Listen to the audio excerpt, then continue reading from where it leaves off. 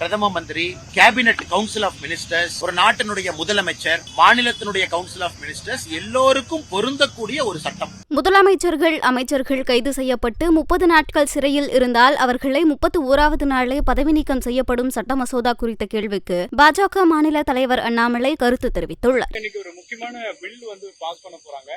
ஏற்கனவே 30 நாட்களுக்குள்ளாக ஒருத்தர் குற்றவாளின்னு சொல்லி முதலமைச்சரையோ அல்லது அமைச்சர்களையோ சொன்னா அவங்களுடைய பதவி நீக்கம் அப்படிங்கிறது ஏற்றுக்கொள்ளக்கூடிய வகையில இருக்கா? ஏன்னா இப்போ நிறைய பொய் புகார்கள், பொய் வழக்குகள் எளிதா பதியக்கூடிய இந்த காலகட்டத்தில் இந்த அமெண்ட்மெண்ட் எப்படி இருக்கும்?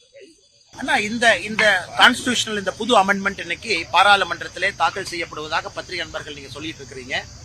அதுல நீங்க வச்சிருக்கிறத படி நான் சொல்றேங்கன்னா, இது பிரதம மந்திரியில் ஆரம்பித்து பிரதம மந்திரி, கேபினட் கவுன்சில் ஆஃப் மினிஸ்டர்ஸ், ஒரு நாட்டினுடைய முதலமைச்சர், மாநிலத்தினுடைய கவுன்சில் ஆஃப் மினிஸ்டர்ஸ் எல்லோருக்கும் பொருந்தக்கூடிய ஒரு சட்டம்.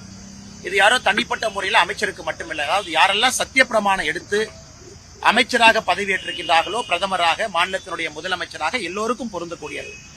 இதற்கு முன்பு பல விஷயத்தை பார்த்தோம். டெல்லியில ஒரு அமைச்சர் பழங்காலமாக ஜெயிலில் இருக்கிறாரு, ஆனா அமைச்சராக கன்டினியூ பண்ணாரு. தமிழகத்துல பார்த்தோம், திராவிட முன்னேற்ற கழக ஆட்சியில ஒரு அமைச்சர் ஜெயில பலகாலமா இருந்தாரு, கடைசியில தான் நீக்கினார். ஜார்க்கண்ட்ல ஒரு மாநிலத்தினுடைய முதலமைச்சர் அவரும் கைது செய்யப்படும் பொழுது பிரச்சனை ஆச்சு.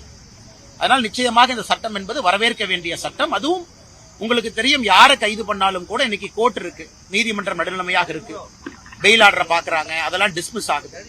அதனால் மிக தெளிவாக இந்த சட்டத்தை பொறுத்தவரை 30-31 நாட்கள் என்கின்ற ஒரு நாளை பயன்படுத்துறாங்க. 31வது நாள் அவங்க ஜெயில இருக்காங்க அப்படிங்கும் பொழுது அந்த மாநிலத்தினுடைய ஆளுநருக்கும் லெப்டினன்ட் கவர்னர் இருவருக்கும் அதிகாரத்தை கொடுக்கறாங்க, நேரடியாக பதவியிலிருந்து நீக்குவதற்கு. இது வரவேற்கப்பட வேண்டிய சட்டம். காரணம், இந்தியாவில் பதவி ஏற்கிறாங்க, அதுக்கு ப்ரொசீஜர் இருக்கு, ஆனா பதவியிலிருந்து இறங்குவதற்கு ப்ரொசீஜர் இல்ல. இன்னைக்கு அந்த சின்ன லூப் ஹோல் அந்த சட்டத்தின் மூலமாக அடைக்கப்பட்டிருப்பதாக நாங்கள் பார்க்கிறோம். செய்திகளை உள்ளது உள்ளபடி தெரிந்து கொள்ள ரெஃப்ளெக்ட் நியூஸை சப்ஸ்கிரைப் பண்ணுங்க.